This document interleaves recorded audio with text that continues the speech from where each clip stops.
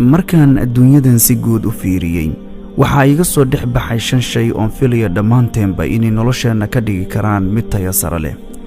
midda koobaad waxay tahay adduun waxaan ku noolnahay dadka qiimaha leh aan micno loo yeelin, kuwa micnaha loo yeelana aysan qiimo lahayn.